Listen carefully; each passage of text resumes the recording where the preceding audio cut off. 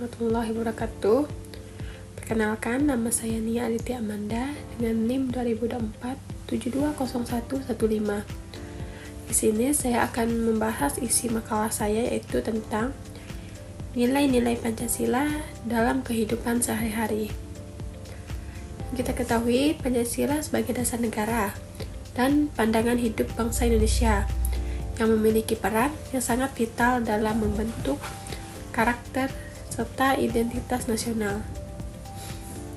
5 sila dalam Pancasila tidak hanya menjadi landasan filosofi negara, tetapi juga menjadi pedoman moral bagi setiap warga negara dalam kehidupan bermasyarakat, berbangsa, dan bernegara.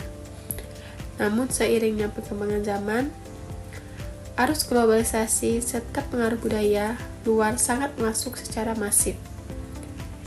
Nilai-nilai luhur Pancasila mulai tergerus dalam mengalami pergeseran dalam implementasinya di kehidupan sehari-hari.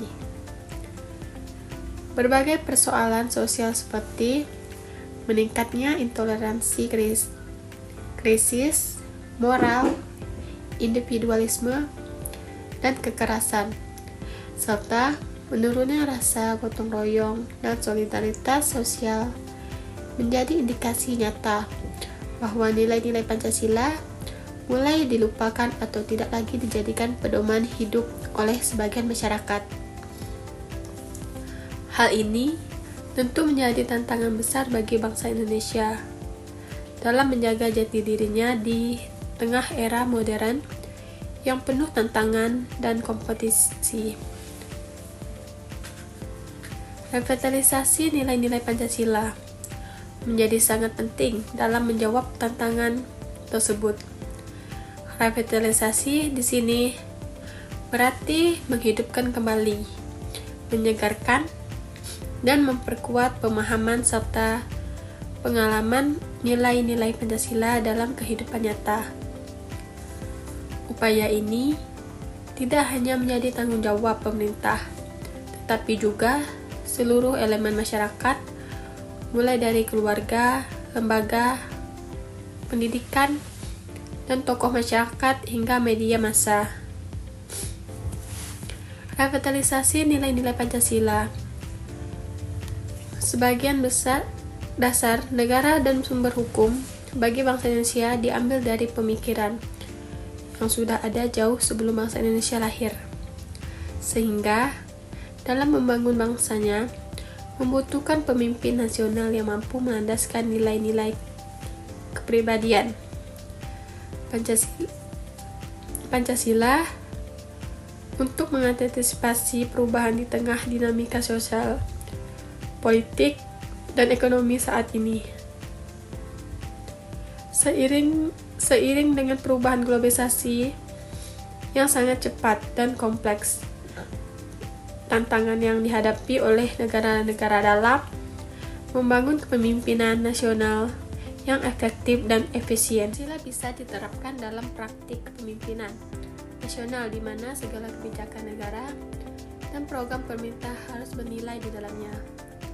Hal ini diantaranya mencakup pembangunan karakter bangsa yang memperlandaskan Pancasila, penerapan sistem pemerintah yang transparatif dan akuntabel, pengambilan keputusan yang berbasis pada kepentingan umum dan keadilan sosial, penguatan lembaga demokrasi yang mampu menampung dan menyalurkan aspirasi rakyat. Tantangan nilai-nilai Pancasila di era globalisasi. Tantangan nilai-nilai Pancasila di era globalisasi, salah satunya tantangan budaya. Budaya merupakan aspek penting dalam pendidikan. Pancasila di Indonesia adalah negara yang kaya akan keragaman budaya, agama, dan suku. Dinamika terjadi dalam mengintegrasi nilai-nilai Pancasila dengan keragaman ini memastikan bahwa Pancasila tidak hanya menjadi simbol persatuan, tetapi mampu merangkul dan menghormati keberagaman. Perkembangan dan teknologi juga membawa dinamika baru dalam pendidikan Pancasila era digital yang telah mengubah cara kita belajar, berinteraksi, dan menerima informasi.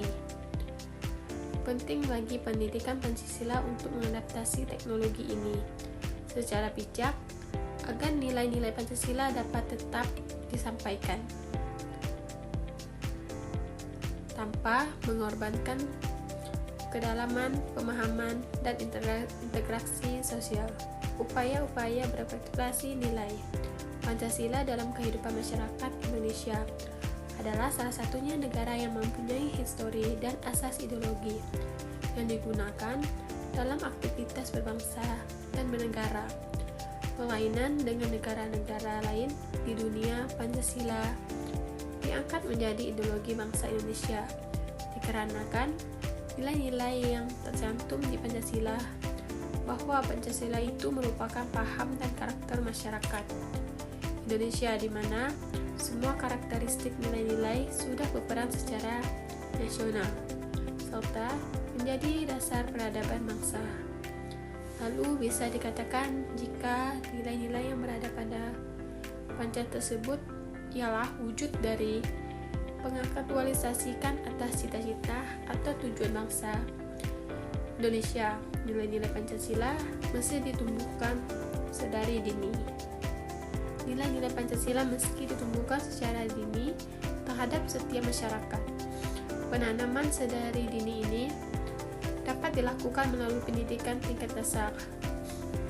Hal ini dilakukan karena di dalam nilai-nilai Pancasila ini tertera di cita-cita bangsa Indonesia yang wajib untuk diangkat serta diupayakan. Nilai-nilai Pancasila harus ditanamkan sejak dini agar masyarakat Indonesia dapat menjelaskan kehidupan dalam masyarakat dengan baik. Ini tertera di cita-cita bangsa Indonesia yang wajib untuk diangkat serta diupayakan.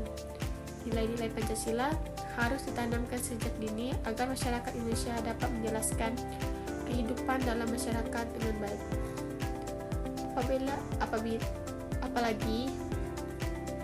Apalagi Indonesia memiliki keanekaragaman suku, ras, agama, dan tingkat sosial.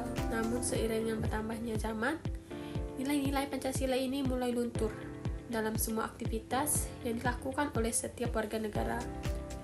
Ditambah kini memasuki era globalisasi, yang mana pada era ini ilmu pengetahuan serta teknologi perkembangan pesat. Perkembangan teknologi di era globalisasi ini dapat mengikis nilai-nilai dari Pancasila dalam masyarakat. Pada era globalisasi, semua budaya maupun ideologi yang bersumber dari negara luar bisa masuk ke Indonesia dengan mudahnya. Pudarnya nilai-nilai Pancasila dalam kehidupan masyarakat dapat sangat berakibat bagi bangsa Indonesia. Di antaranya, mulai maraknya aksi tawuran yang dipicu oleh hal yang sepele. Kemudian terjadi kasus penistaan agama dan terjadi kejahatan-kejahatan yang mengatasnamakan agama seperti terorisme. Terorisme ini merupakan contoh akibat dari mulai pudarnya nilai-nilai Pancasila yang pertama. Lalu, maraknya terjadi pelecehan seksual, banyak terjadinya korupsi.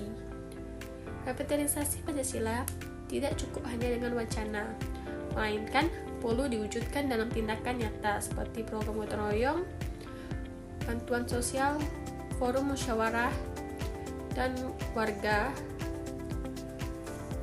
dan kegiatan-kegiatan yang memperkuat solidaritas dan persatuan. Sekian penjelasan saya di atas. Terima kasih.